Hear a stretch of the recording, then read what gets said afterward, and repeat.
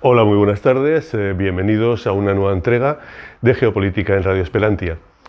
Te agradecemos enormemente que estés siguiéndonos en el canal de YouTube de la radio, en todos los programas de geopolítica, y precisamente hoy pues vamos a hablar de geopolítica, como dice el título de nuestro programa, el título genérico, pero además estamos en las Islas Canarias. Vamos a hablar de Canarias, la geopolítica en el siglo XVIII, siglo XIX, que fue muy importante para el reino de España. Y también pues, de un monocultivo que durante prácticamente la totalidad, finales del 19, finales del 18 y prácticamente la totalidad del 19, fue el cultivo entrecomillado que dio de comer a prácticamente todas las generaciones de los canarios. Y digo lo de entrecomillado porque no era un cultivo, no era una planta, era un bicho, era un insecto, y con él pues vamos a estar durante todos estos minutos debatiendo, comentando y disfrutando. Hemos invitado a un buen amigo, el amigo Lorenzo Pérez de Canaturex, que ahora mismo está volviendo a los orígenes y vuelve a comercializar este cultivo, la cochinilla, que te preguntarás, bueno, ¿y de qué va este? Y el título del programa, Grana, ¿qué significa? Todo ello nos lo explica el amigo Lorenzo. Espero que lo disfrutes. A mí me ha encantado el programa y ya sin más, pues te dejo con él. Lorenzo Pérez, Canaturex, la cochinilla grana, aquí en Geopolítica, en Radio Esperantia. Y tal como te habíamos comentado, estamos ya con el buen amigo, que nos hemos hecho buenos amigos de tanto que hemos estado conversando, el amigo Lorenzo Pérez de Canaturex. Lorenzo, un verdadero placer tenerte con nosotros y compartir este tiempo en el programa Geopolítica en Radio Esperantia. ¿Qué tal? ¿Cómo estás? Estoy muy bien. Antes que nada, comentarte que darte la enhorabuena por estos programas que estás haciendo para Radio Esperantia y sobre todo, hombre, agradecerte que le des voz a la cochinilla, ¿no? Algo muy desconocido por muchos, pero que creo que les va a encantar. Exactamente, tal como comentábamos en la presentación, la cochinilla es todo un desconocido, pero nosotros que vivimos aquí en Canarias y que somos españoles, hemos tenido una historia que, bueno, ha sido impresionante, y además la cochinilla ha sido uno de esos productos básicos en el mundo de la geopolítica, sobre todo durante los siglos, yo me atrevería a decir 18 y 19, ¿no? Lorenzo, vamos si te parece a ir comentando poquito a poco. Vamos a hablar de todo, porque a los oyentes y televidentes que nos están viendo y escuchando, ya les digo, que se sienten, que se queden tranquilitos, se preparen un café, un té o lo que les guste, porque se van a quedar impresionados de todo lo que vamos a conocer en los próximos minutos. Lorenzo, si te parece, comenzamos con la historia y así pues vamos ubicando un poco cómo llega la cochinilla a Canarias, cómo empieza a conocer el imperio español, yo diría, ese producto mágico que les puso en una posición espectacular a la hora del comercio. Pues fíjate, históricamente este producto en sí estaba considerado de los tres productos más preciados por el comercio de la corona española. Estaba el oro, la plata y luego este insecto, la cochinilla, ¿no? Eh, la cochinilla, pues, antes que nada, para que la gente más o menos pueda hacerse una idea de lo que estamos hablando, eh, la cochinilla es un insecto del cual se extrae el carmín natural, un color que sirve para colorear tanto alimentos como en aquel entonces históricamente que era empleado para los textiles principalmente, ¿no? Gran demanda que tenía este tinte por su poder tintorio, lo que es el carmín natural, para las lanas, las sedas y cualquier tipo de tejido, como también los algodones, etcétera, ¿no? Pero sobre todo para las lanas y las sedas, y sobre todo también la seda que era muy empleada por toda la realeza y la nobleza de Europa. Uh -huh. es originario de México. México es la cuna de este producto, ¿no? Que se cría en los cactus. Aquí en Canarias, tú sabes, le llamamos tuneras, en otras islas se le llama yumberas, en la península también se le conoce como yumbera, pero son estas plantas características, ¿no? Espinosas que tienen muchas palas, etcétera, ¿no? Entonces ahí se cría la cochinilla. La cochinilla en aquel entonces, estamos allá datándonos de la época de Carlos V, Hernán Cortés, ¿no? Ujú. Cuando la corona española mandaba a estas personas allí a interesarse y a saber qué era este producto, ¿no? Porque se veía como allí en México, en aquel entonces, en la Nueva España, se teñían unos tipos de tejidos que se traían en las navieras de aquel entonces con unos rojos perfectos, ¿no? Unos rojos que eran impresionantes. En aquel momento histórico, en Europa, las casas tintoreras de los palacios teñían con otro insecto que se sacaba de las encinas de las sierras de toda Europa, tanto de España como de cualquier país, que es la laca. La Sí. laca es otro tipo de insecto, ¿no? Que daba otro tipo de rojos, pero que no eran, o sea, la materia tintoria son diferentes.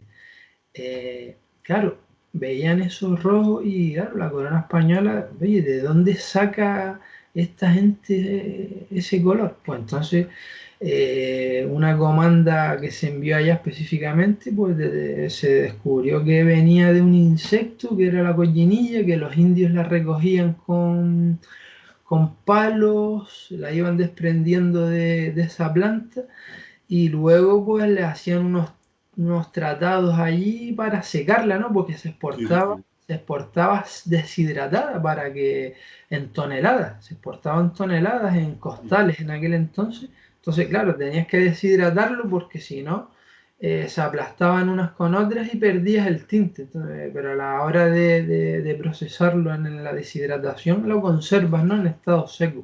Ujú. Y la corona española, pues eso, entonces empezó a meter ya en esos barcos, empezó a meter los costales con la cochinilla, que luego España vendía por Europa, etcétera. Y tuvo Ujú. una riqueza muy importante, ¿no? Que está hoy en día terminado en numerosos libros y documentos, ¿no? Que tratan sobre esto. Em, Y ningún otro país europeo conseguía la fórmula para tintar la ropa y otros productos, al igual que España. claro, No lo consiguieron. con el paso de cuando España seguía con este comercio con Europa, ¿no? Con este tinte, Mm. sobre todo que te hablo, sé que eran intercambios de comerciales entre reyes y Sí. palacios y todo esto, ¿no? Y nobles, pues las casas tintoreras de aquel entonces, por ejemplo en Italia o en Holanda, ¿no? Que eran muy importantes, eh, querían a través de sus reyes, pues querían ellos tener el control de ese comercio, porque por aquel entonces era un monopolio que tenía España. España les comentaba, la corona española filtraba que este producto era una valla, procedía de una planta de una valla. Entonces Ujú. se volvieron locos investigando a ver qué valla era, qué semilla, porque pensaban que era una semilla que era de una planta, probaban con una, con otra, pero que va, no eran, no daba, claro, lógicamente no daban con ese color. Entonces, creo recordar que la corona francesa manda a un botánico especialista en plantas, lo manda a México, lo manda a México para que se adentre en el territorio e investigue a ver de dónde procedía esa valla, ¿no? De dónde exactamente, qué planta era la que suministraba esto. Y investigando, pues llegó a plantaciones donde se veían los indios de aquel entonces desprendiendo de una planta, pues lo que sí era una grana, desprendían una grana de ahí. Mm. Y entonces, pues preguntando y demás, pues le dijeron que eso no, una valla no, que eso era un insecto. Entonces se lo trasladó a su rey de aquel entonces y determinaron que entonces ya sabían ya la procedencia exacta. Entonces vamos ahora a ver de qué manera podemos llevarnos una planta de allí con eso y cultivarla nosotros en nuestras colonias. Se, Sí, se- se intentó en Java, en diferentes colonias de diferentes países europeos, sí, casi todos los países intentaron aclimatarla en sus lugares, pero ninguno lo logró. Solamente se logró aclimatar en Europa, en Cádiz, en 1820, que también la corona española estaba muy interesada ya no solo traer la seca de México, sino producirla aquí en Europa, que salía todavía más rentable al mm, tener el producto in situ, ¿no? En tu lugar de sí, sí, origen. Y pues lógicamente por el clima, porque este insecto depende mucho del clima. mm, En las colonias europeas no se dio en ninguna, pero en España sí se dio en Canarias. En Canarias se aclimató perfectamente a partir de 1820. Ahora se cumplen 200 años del cultivo de la cochinilla en Canarias, mm. porque es el único lugar de Europa donde se ha aclimatado en todas las estaciones del año. ¿Y en Entonces, todas las islas, Lorenzo? ¿En todas las islas? en todas las islas se aclimató. Se empezó en 1820 en la isla de Tenerife, cultivándola en una pequeña finca, ¿no? Con pocas plantas para ver ¿Cómo cómo iba evoluciona? evolucionando, exacto, Ujú. hasta que ya determinaron el cultivo, ¿no? Exactamente cómo eran todas las fases del cultivo, y en un tratado de 1820, se publicó un documento que era para los labradores canarios y la cría de la cochinilla. Esto aquí, en aquel entonces, supuso un tirón, sellaron las manos a la cabeza, ¿no? Porque lógicamente estamos hablando de agricultura, ¿no? ¿Cómo un Sí, agricultor de entonces le explicas que tienes que cultivar una plaga, ¿no? Cuando se huye de las plagas en la agricultura. sí, exacto. Entonces, muy pocos labradores de aquel entonces, a través de ese documento explicativo, ¿no? Algunos se atrevieron. Entonces, cada vez la demanda de este producto era bastante grande. Entonces, veían cómo los precios de aquel entonces hicieron ricos a estos labradores Sí, por la poca que había en aquel entonces. Entonces, cada vez, aquí, tú sabes, el cultivo, tú miras al vecino y sí. tú ves que el vecino está cultivando algo que da, pues automáticamente te pones a hacer lo mismo. Entonces ya se propagó el cultivo desde las costas canarias hasta las cumbres. No había, se convirtió en un monocultivo. 1825, que están las fotos históricas de aquel entonces, la mano de obra de la mujer fue muy importante en Sí. este cultivo. Pues eso, se cultivaba desde la costa hasta la cumbre. Las 7 islas Canarias se Ujú. convirtieron en 1800, cerca de 1840, en líder en producción mundial de este insecto. Aquí se llegó a producir 6 millones de kilos, Qué barbaridad. algo que era total, que es, vamos, que hoy en día que el país que más produce es Perú, no Mm, llega ni a la sombra de lo que se produjo en estas pequeñas 7 islas. Esto ujú. fue una locura.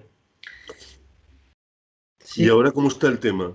ahora el tema está en los Está- tiempos de ahora.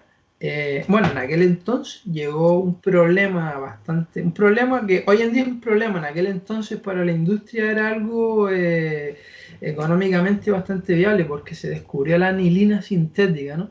Sí. Perkins, un químico de aquel entonces, por un fallo, intentando descubrir otro color, pues descubrió, creo que se le derramó un producto con otro y le apareció ahí una cosa en su laboratorio que a raíz de ahí pues descubrió lo que hoy en día es la anilina sintética, el colorante artificial. Exacto, sí, sí. Entonces, claro, lo que era un colorante artificial barato para la industria hizo que la demanda de la cochinilla bajara radicalmente, los precios, etcétera.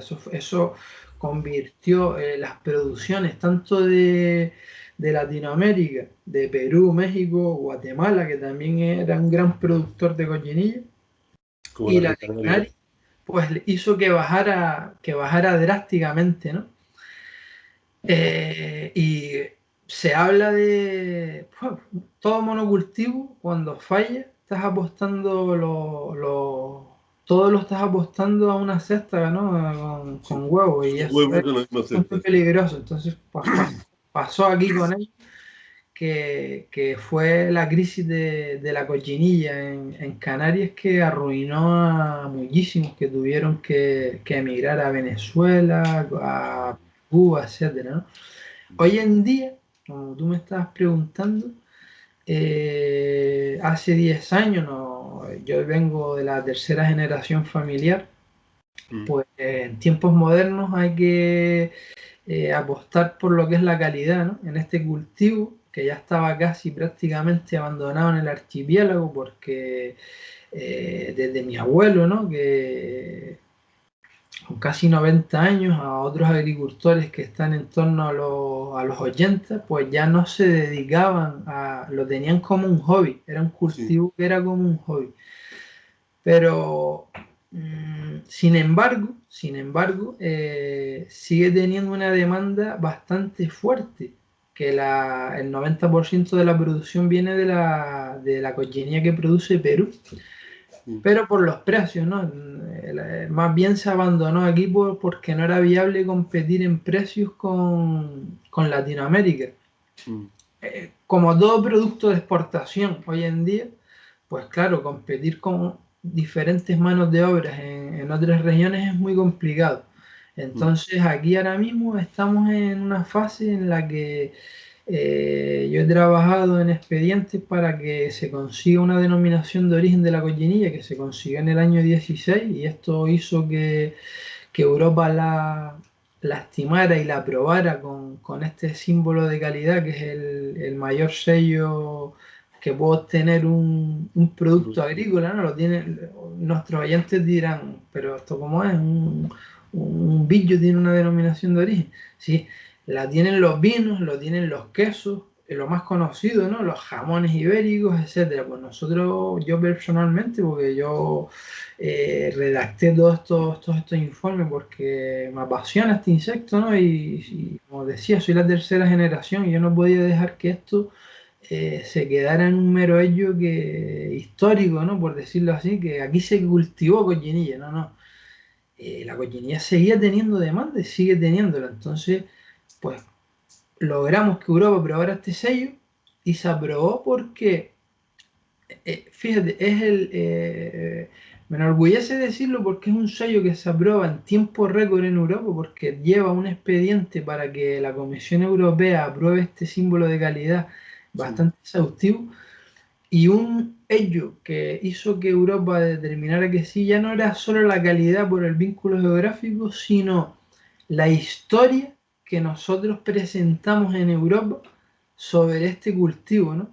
Mm. Una imagen vale más que 1000 palabras, Sí, y sí, este sí. cultivo tiene tantas imágenes históricas que gracias a ellas pues se demostró todo este vínculo, ¿no? Histórico.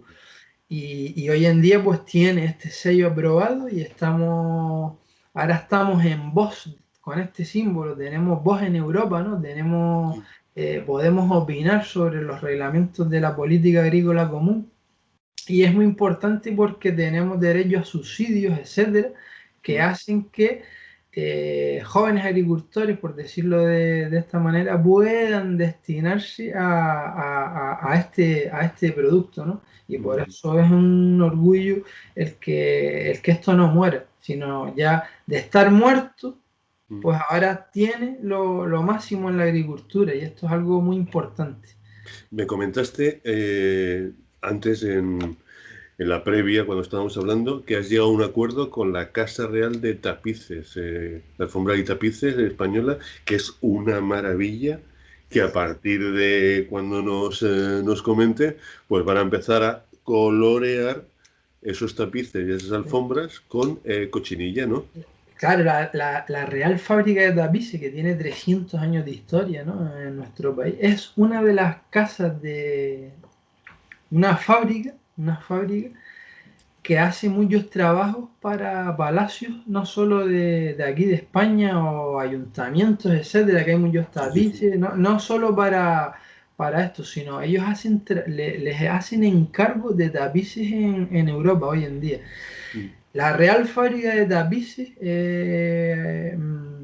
restaura y a la misma vez fabrica nuevos tapices. Y ellos siguen empleando las mismas técnicas. Lógicamente, cuando haces una restauración, si puedes emplear lo que eran materiales de aquella época, pues deberías por lo menos la Real Fábrica lo sigue claro. haciendo así.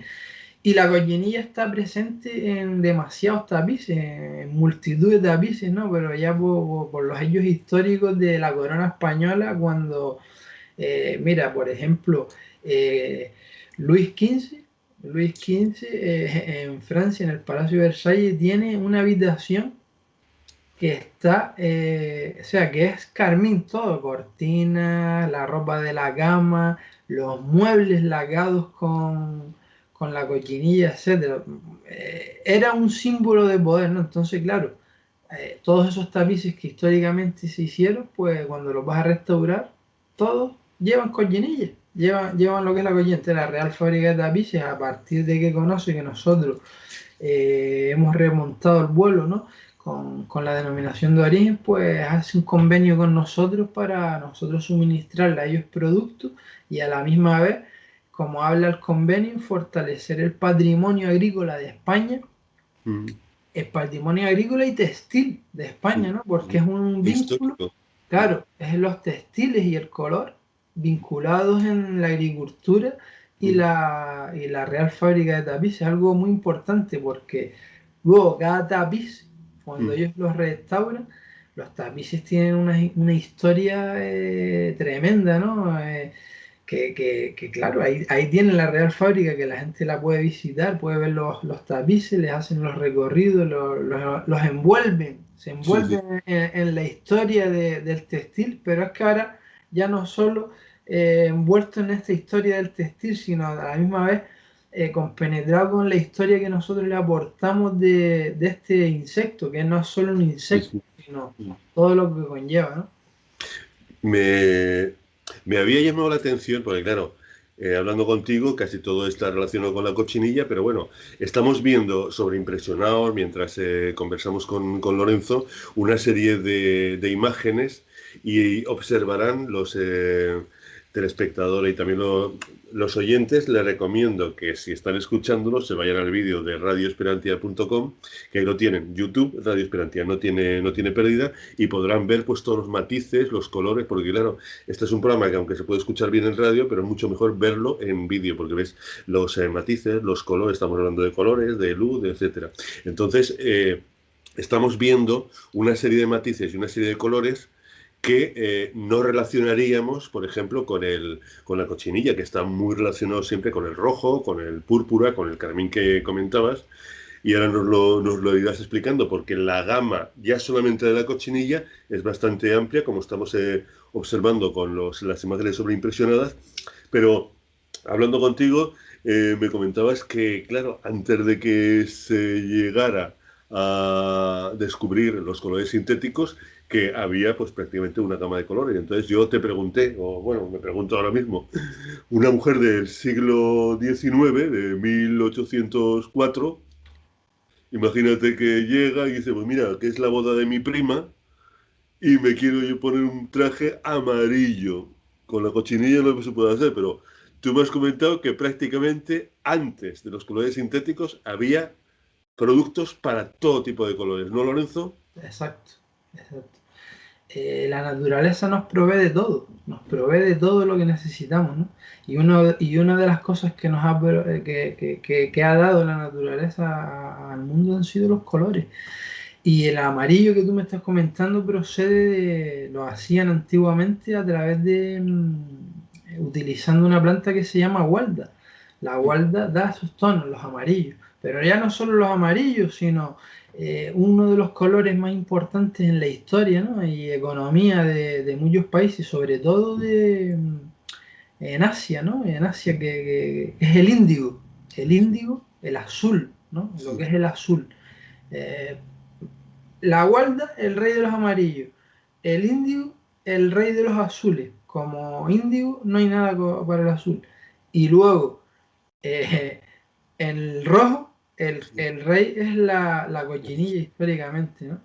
Pero decimos esto de el rey de un color, no por el hecho de nombrarlo así, ¿no? Sino porque se lo han ganado a pulso estos colores, ¿no? Se han mantenido durante la historia por el alto poder tintorio de sus materias, porque perduran en el tiempo, una cosa natural, son ecológicos, no dañan el medio ambiente y lógicamente las imitaciones sintéticas pueden ser apasionantes, pero no tienen tras de sí una historia. Un rojo apasionante, ecológico y natural, con una historia tras de sí, tiene un valor agregado en un producto que no lo va a tener jamás, jamás lo va a tener un color sintético, ¿no? Eso es lo que se está premiando gracias a que la mentalidad está cambiando hoy en día, pues la gente está teniendo otra visión de lo que es el color, porque tú veías un producto y ves el producto en sí, una tela, o por ejemplo vamos a hablar de una tela, la ves y una gran casa de alta costura, ¿no? Como se habla en Francia, la alta costura hoy en día. Pues sí, tienes un diseñador tras de sí y la alta costura vende esa calidad extrema, ¿no? Pero el color también está implícito, lo que era hace pocos años muy infravalorado, ¿no? Cuando antiguamente, históricamente, era todo lo contrario, era súper valorado, ¿no? Que era de dónde procedía y todo eso. Pues eso se está retomando hoy en día y cada vez son más los diseñadores. Nosotros estamos colaborando con bastantes diseñadores.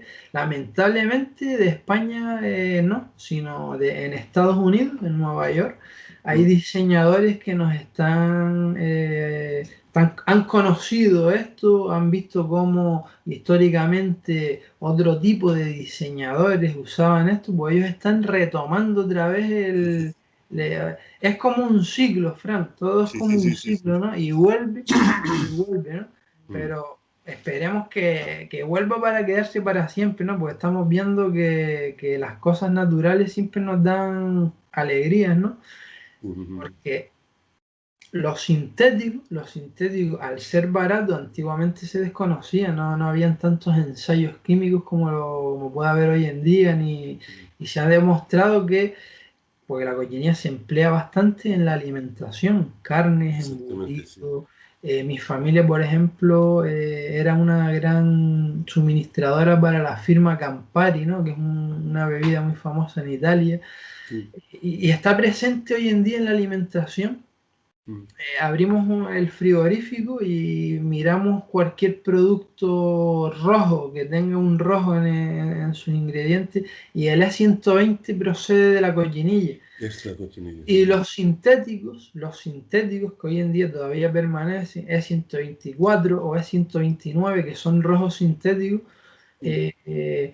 están todavía permitidos, pero hay que tener cuidado porque los colores sintéticos está demostrado que producen cáncer en altas dosis. Entonces, por eso te decía que lo natural, siempre que sea bueno, porque todo lo natural no es que sea bueno, ¿no? Pues ahí tenemos el uranio, por ejemplo, y cosas así, sino cosas naturales, ecológicas, buenas, siempre van a perdurar entre nosotros y tendríamos que la gente conozca que también los colores los hay buenos y los hay malos, y los naturales somos de lo que estamos hablando ahora nosotros. Me estoy acordando cuando hablabas de textil, quizá pues antes del 1820, comienzos del siglo XIX, pues digamos la industria de la moda no estaba tan desarrollada, pero bueno, me ha venido a la cabeza, fíjate, por ejemplo, los casacas rojas, que era el típico uniforme de los ingleses, todos esos uniformes estuvieron tintados con cochinilla, ¿no? Los rojos. Todos, todos, sí, señor, todos Y esos los uniformes tintados con la grana cochinilla, sí. Y también los uniformes franceses de la Guerra de la Independencia, que tienen el rojo característico también, es todo cochinilla. Es También. para ubicar un poco a los espectadores, porque dirán, sí, pero bueno, la moda y tal, pero fíjate, imagínate todas esas escuadras de ejércitos, porque claro, hasta bien entrado el 19, quizá ya el 20, pues no se dio la importancia a el camuflaje, la Sí. mimetización. Antes era por un ejército, pues claro, cuanto más color tenía, pues más fácil era distinguirlos. Y Sí. claro, los Y rojos y azules y blancos eran característicos, ¿no? también hay una historia, los casacas rojas, que fueron casi los primeros, ¿no? Que empezaron a emplearse en los uniformes, lo hacían para camuflar la sangre, para Ah, que también, sí, el sí, sí. contrario pensara que no estaba dañado. Claro, eso Sí, también es un tema psicológico sí, en el sí, tema de sí. la guerra, ¿no? Pues tú veías al contrario, no le veías manchas o algo, y pues yo no le digo o lo que sea, ¿no? Y todo, lo usaban el color para eso, para camuflar lo que eran los impactos de sangre, que el contrario no pensaba que fallaba todo. ¿Y qué te iba a decir? ¿Y la producción que tienes tú ahora mismo es grande, pequeña? ¿Estás empezando? ¿Piensas aumentarla? ¿La tienes en el mismo sitio? ¿La tienes ubicada en distintas islas? Cuéntanos un poquito lo de La producción tu... mía la tengo ubicada en Ingenio. Ahora mismo estoy produciendo en torno a cerca de media tonelada de cochinilla, ¿no? Cada vez estamos haciendo un fomento donde todos los años vamos creciendo un poco, Mm, porque todavía no tenemos todavía el respaldo al 100% de Europa con estas ayudas que llegarán a mitad de este año. Y, y cada vez más, la pandemia lo que ha hecho es acentuar, fíjate, curiosamente, ¿no? Que en el tema agrícola, eh, lamentablemente, ¿no? Afecta al turismo, pero también ha afectado a la agricultura, ¿no? Porque los canales de hostelería se han visto afectados y sí, demás, y sí, todo sí. eso es un dominó, ¿no? Es Sí, sí, una sí. fila dominó.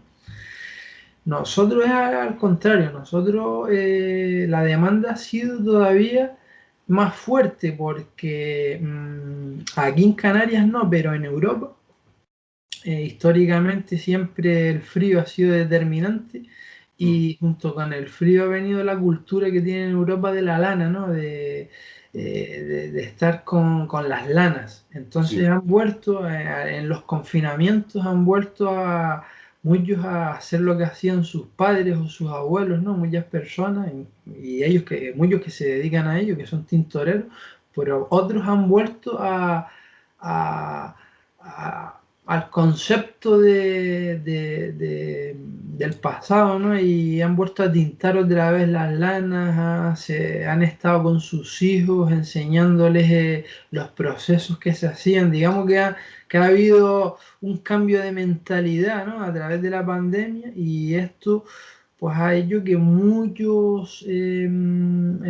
muchas personas hayan vuelto a volver a teñir otra vez como antiguamente y enseñarse a sus hijos, y la demanda se ha visto otra vez puesto en énfasis, ¿no?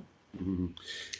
Para los que no conozcan la isla, porque no escuchan en todo el mundo, pues Ingenio es una localidad que está, pues más o menos se podría decir, Lorenzo, en el centro de la isla, centro-oeste, ¿no? Más o menos. Sureste, sí, Sureste, exactamente. Sureste, está al lado del aeropuerto, un poquito más allá, y ahí, bueno, pero de todas formas en la isla de Gran Canaria, en cualquier lugar, se da perfectamente la cochinilla, ¿no?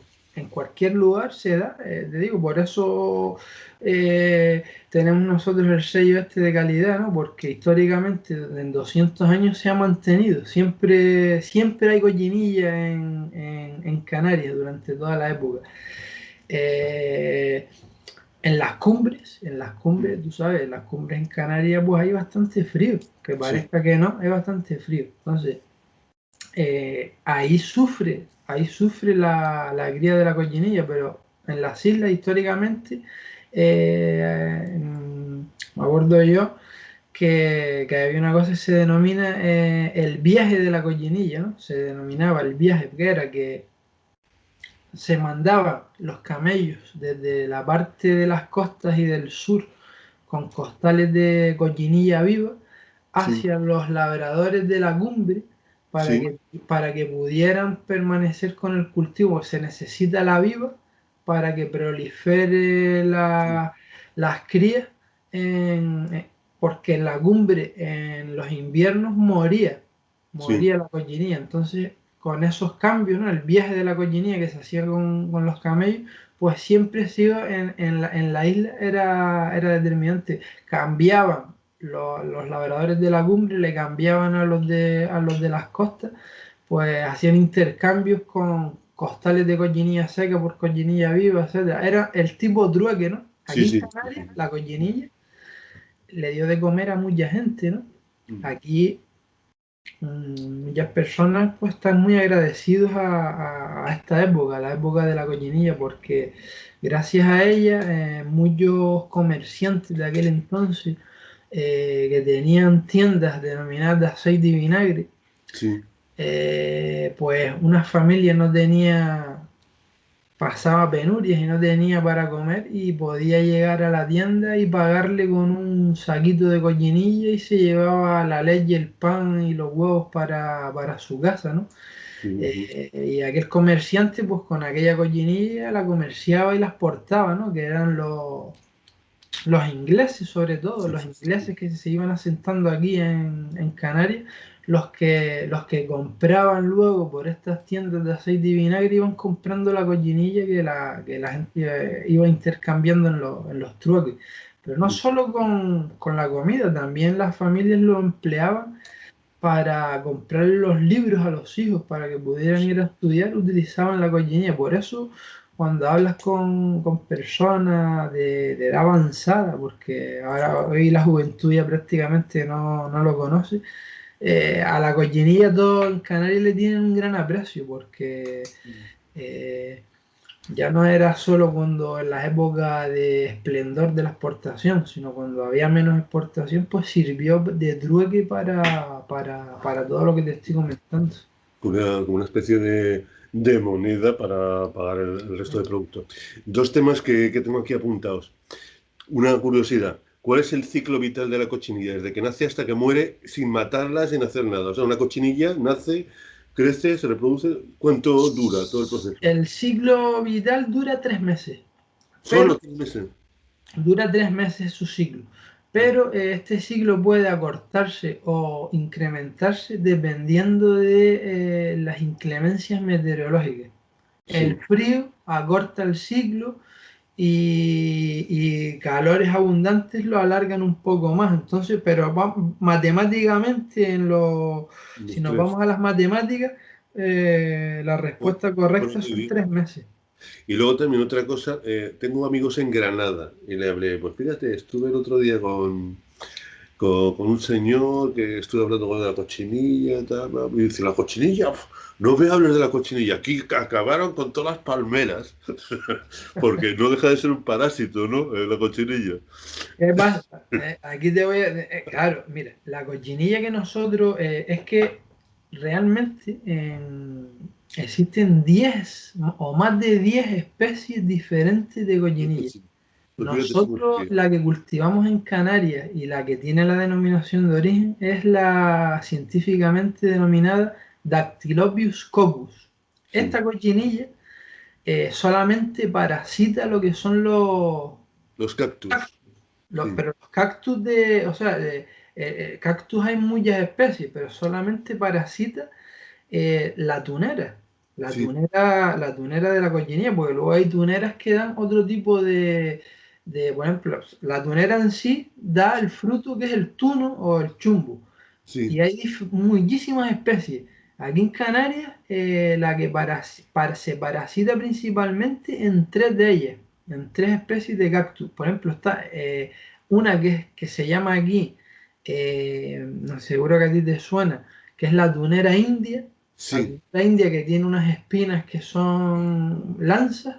sí. Ahí pones tu cochinilla y ahí no prolifera. En ese tipo de cactus, por ejemplo, la Dactylobius coccus no proliferará nunca, ¿no? Solo Las ahí. que nos encontramos, los que nos encontramos por las carreteras que te bajas del coche y puedes coger 25 tunos, pero en 30 segundos, esos no proliferan, ¿no? Ahí no proliferan.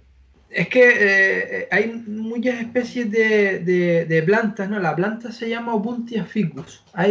En Opuntia ficus hay infinidad de especies de tunera. Variedades, claro. Aquí en Canarias nosotros la cultivamos en la tunera blanca y en la tunera amarilla, ¿no? Que son la Opuntia ficus 1000 Sí, o Opuntia máxima. En esos dos tipos de Opuntia es donde más se ha cultivado históricamente.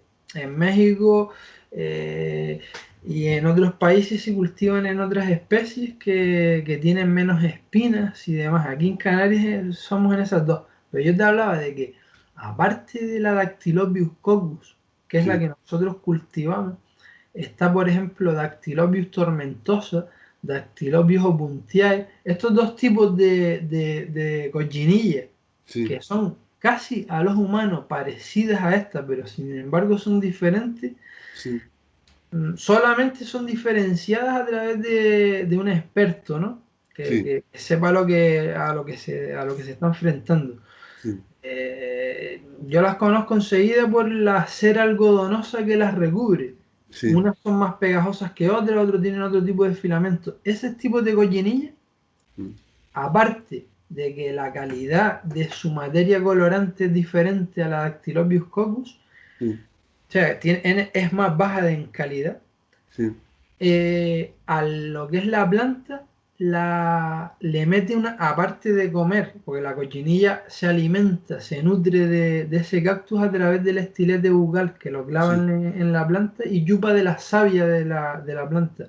sí, Esos dos tipos, a la misma vez que chupan de la savia, le inyectan, le sí, inyectan una toxina a la planta que viaja a través de la savia a las raíces y acaba por matar la planta.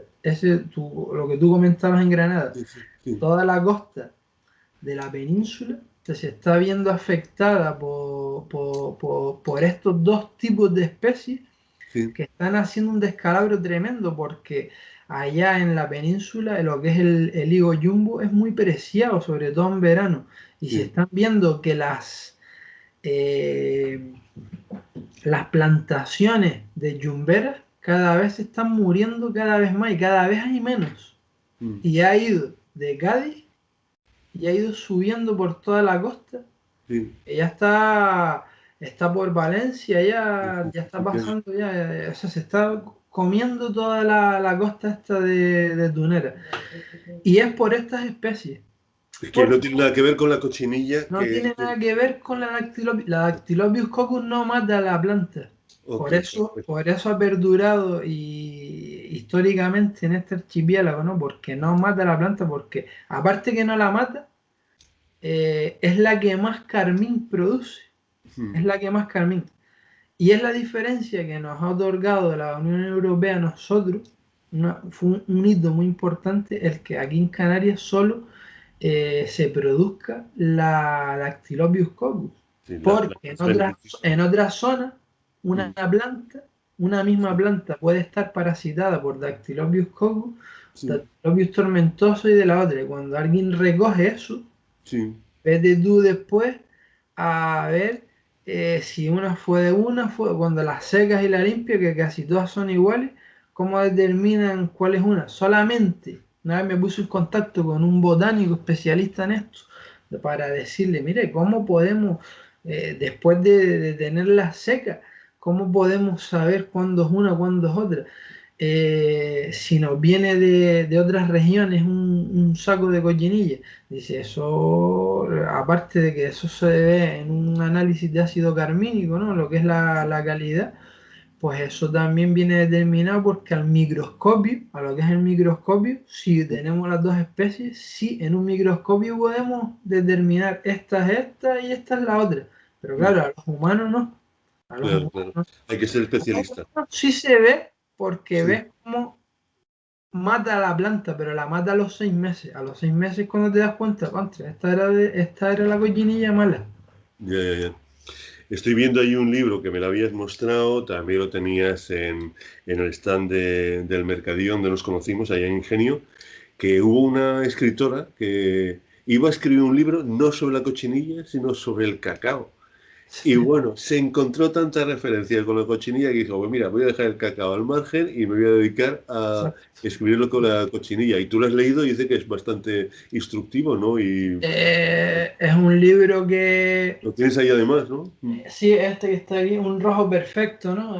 Sí, Imperio, espionaje y la búsqueda del color del deseo, lo que te eso. estaba comentando, ¿no? Sí, Es la historia es tan apasionante que tiene este insecto tras de sí que está vinculado con esto, con el espionaje, ¿no? sí, Cómo le intentaban las colonias históricas a través de las navieras de aquel entonces abordar los buques de la corona española para robarle todos los costales de cochinilla, etcétera, se espiaban, perdón, se sí, sí, sí. espiaban para saber de dónde procedía, cómo se hacía y muchas cosas, ¿no? Mm. El libro Y, está muy interesante y es de aventuras y verídicas, ¿no? Aventuras verídicas y lo que pasa que es lo que te digo, llega a un punto que se habla luego, pues histórico sí, y trata un poquito al final la historia de Canarias, que nosotros ya tenemos para otro libro, para otro exactamente. libro. Sí. Que bueno, que algo haremos. De todas formas, a mí me encantó.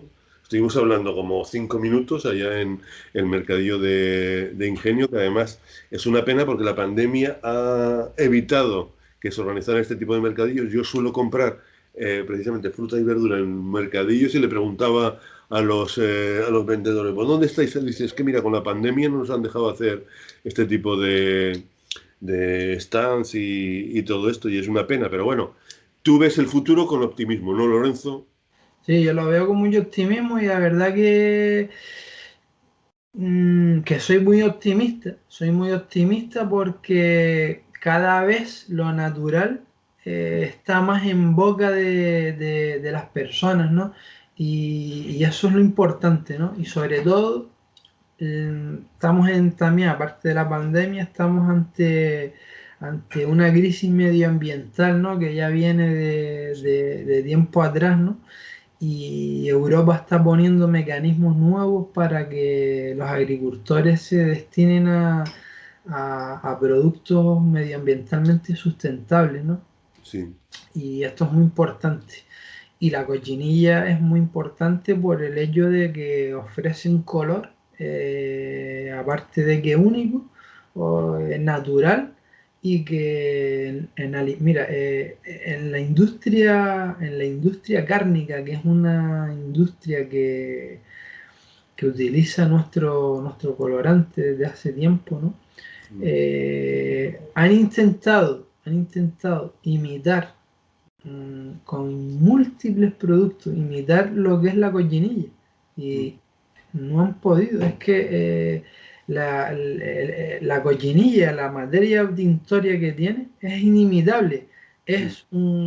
Tiene tanto poder tintorio que es estable a la luz, al calor, a efectos determinantes para estos tipos de industria, ¿no? Que lógicamente se ha visto que si sigue todavía hoy en día en este tipo de industria, pues va a permanecer ahí durante muchísimos años más y yo creo que que o sea, que comparar, es sí, inimitable y que es, es natural. es única, es única. Y mira, una pregunta, estás hablando de colorantes, tal, relacionados con la alimentación. Hay un tipo de colorante que lo echa, yo lo he visto por ahí, yo suelo usar pimentón dulce, para pimentón que queda muy bien. Entonces, esto se podía, imagínate que lo usas como especia. ¿Lo podías usar para comer como especia o lo ves un poco...? Porque como lo has relacionado con la alimentación...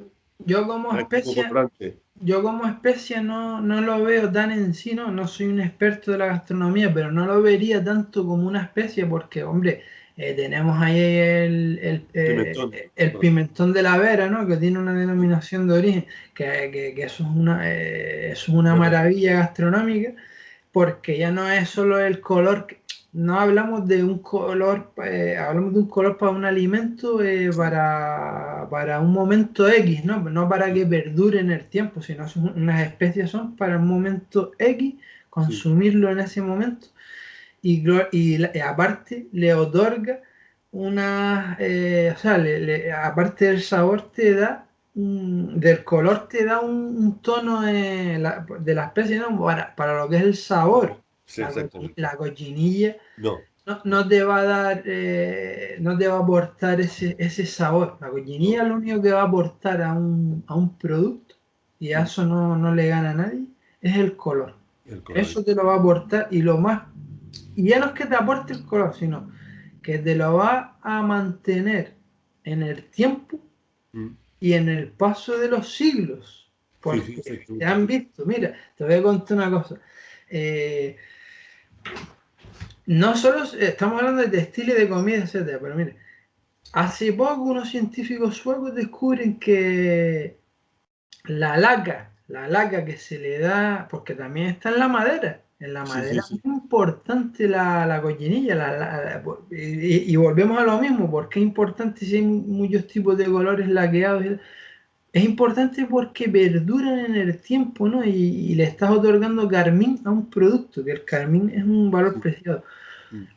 El violín Stradivarius se descubre hace unos 3 años, un poquito más, que la laca que tiene ese violín laqueado con ese tono que tenía, pues viene que era de la cochinilla. Pues fíjate, o sea, en aquel entonces los luthieres que hacían este tipo de instrumentos empleaban la cochinilla para darle ese toque en esa laca, ¿no? Por algo será que los de antaño utilizaban las cosas a conciencia, o sea, te hacían un producto a conciencia y además duradero en el tiempo. Claro. Pues Lorenzo, llevamos casi 1 hora, ha sido un verdadero placer estar compartiendo contigo y no será la última vez, que bueno, a mí me ha encantado, yo estaba aquí se me caía la baba escuchando todo lo que nos comenta y seguro que a los oyentes y telespectadores les habrá ocurrido lo mismo. Si quieres te emplazamos para más adelante y seguimos hablando sobre este apasionante tema, ¿te parece? Me parece perfecto, porque esto es da para una serie de programas porque tiene muchísimas cosas, las golosinas de los niños, etcétera, ¿no? Apasionante. Muy agradecido a Radio Esperantia, a ti, Fran, por darle voz a esto, y cuando tú quieras, aquí estamos para colaborar contigo. Perfecto. Espero que hayas disfrutado de este programa.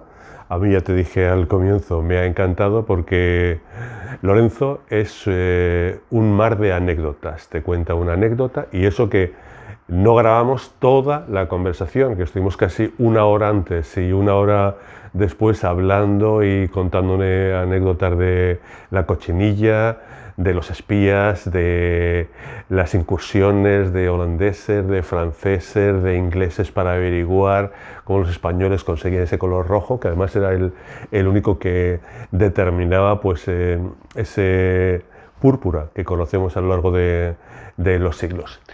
Recibe el cordial saludo de quien ha estado contigo en nombre de todo el equipo, que es numerosísimo en Geopolítica en Radio Esperantia.